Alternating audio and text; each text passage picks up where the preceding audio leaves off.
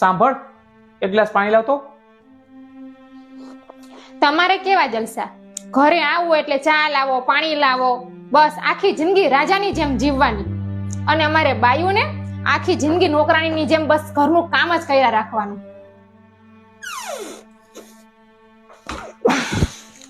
હું ભગવાનને પ્રાર્થના કરીશ કે આગલા જન્મમાં તમને સ્ત્રી અને મને પુરુષ બનાવે, પછી તમને ખબર પડશે. આ લ્યો પાણી. આગલો જન્મ જ કેમ, આ જન્મ કેમ નહીં? ઘરનું બધું કામ હું સંભાળ લઈશ, બહારનું કામ તું સંભાળ લેજે. તારે બસ ખાલી પૈસા જ કમાવાના છે, એ પણ ઇજ્જતથી.